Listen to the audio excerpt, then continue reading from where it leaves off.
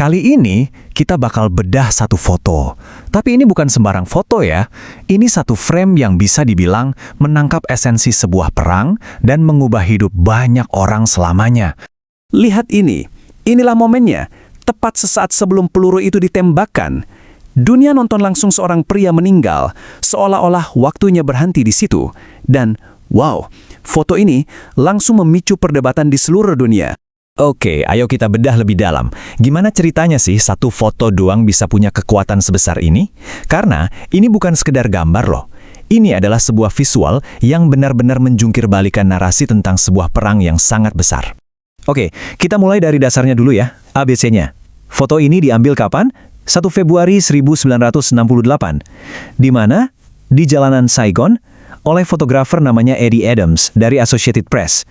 Subjeknya apa? Eksekusi seorang tahanan Vietcong. Nah, foto yang akhirnya dikenal sebagai Saigon Execution ini, saking kuatnya, sampai memenangkan hadiah Pulitzer di tahun 1969. Itu penghargaan paling tinggi di dunia jurnalisme loh.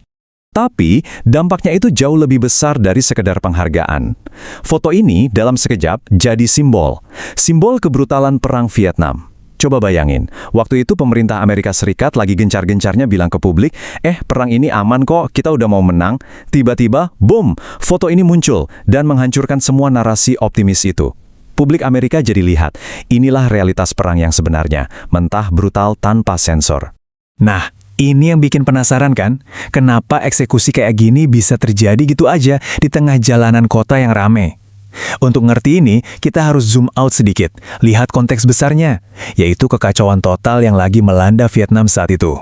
Jawabannya ada di satu peristiwa besar, serangan Tet, atau Tet Offensive. Ini tuh serangan kejutan yang super masif dan terkoordinasi banget dari Vietnam Utara dan Vietcong. Coba bayangin, mereka nyerang puluhan kota di Vietnam Selatan, serentak, dan ini terjadi cuma beberapa hari sebelum foto itu diambil. Jelas, serangan ini bikin pasukan Vietnam Selatan dan Amerika kaget bukan main. Biar lebih kebayang, kita lihat timelinenya ya, betapa cepatnya semua ini terjadi. Tanggal 30 Januari, serangan Tet dimulai. Besoknya, 31 Januari, pertempuran udah nyampe Saigon. Bahkan kedutaan besar AS ikut diserang. Dan tanggal 1 Februari, di tengah semua kekacauan pertempuran jalanan itu, foto eksekusi Saigon ini diambil. Jadi ini penting banget buat dicatat. Ini bukan eksekusi rapi di penjara, ini adalah tindakan perang, di tengah kota yang lagi dikepung musuh.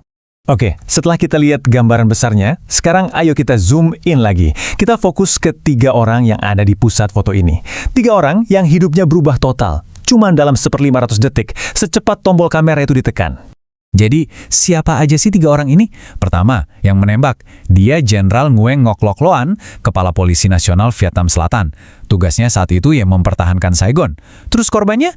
Namanya Nguyen Van Lem, seorang kapten Vietcong yang ketangkep pas lagi pakai baju sipil.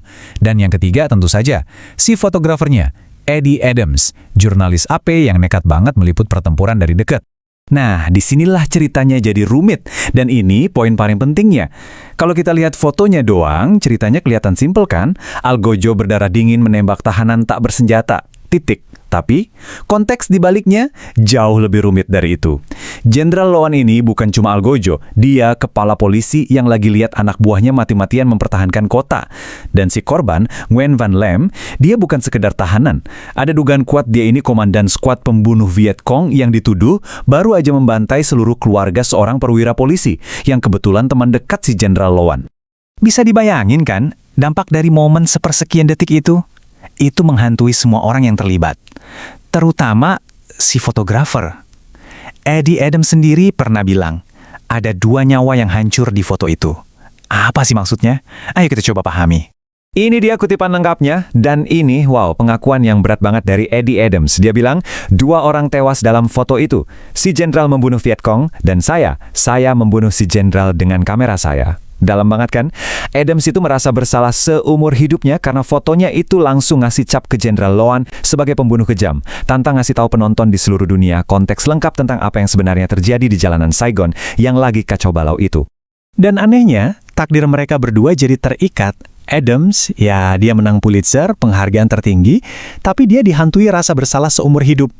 Jenderal Lowan, setelah perang usai, dia kabur ke Amerika, buka restoran pizza kecil di Virginia, tapi hidupnya selamanya ditandai oleh satu momen itu. Bayangin, di toilet restorannya aja ada grafiti kasar tentang dia. Tapi yang paling gila, Adams dan Lowan malah tetap berhubungan. Adams bahkan sampai bersaksi di pengadilan buat ngebela Lowan supaya dia nggak dideportasi dari Amerika. Bener-bener aneh kan? Semua kisah ini akhirnya bawa kita ke pertanyaan yang lebih dalam tentang kekuatan sebuah foto. Apa sih yang sebenarnya bisa ditunjukkan? Dan yang lebih penting, apa yang tidak bisa ditunjukkan oleh satu frame gambar? Coba kita bandingkannya. Apa yang ditunjukkan foto ini? Jelas, sebuah eksekusi brutal di tempat. Realitas perang yang paling gamblang. Tapi, apa yang disimpan, yang nggak kelihatan? Wah, banyak banget. Kekacauan serangan Ted, tuduhan kejahatan yang dilakukan si korban, dan penyesalan seumur hidup fotografernya yang merasa udah merusak hidup orang lain pakai kameranya. Ujung-ujungnya, ini jadi pelajaran penting Bamak soal media. Satu momen, kalau dipisahkan dari apa yang terjadi sebelum dan sesudahnya, bisa menciptakan versi kebenarannya sendiri. Fotonya itu nggak bohong, momen itu memang terjadi. Tapi foto itu nggak menceritakan semua kebenarannya. Jadi kebenaran yang ditunjukkannya itu ya kebenaran yang nggak utuh. Jadi, saya mau tinggalin Anda dengan satu pertanyaan buat direnungkan. Katanya, sebuah gambar bisa bercerita 1000 kata. Tapi pertanyaannya, berapa banyak kata yang tidak ia ceritakan? Kisah eksekusi Saigon ini ngajarin kita satu hal penting.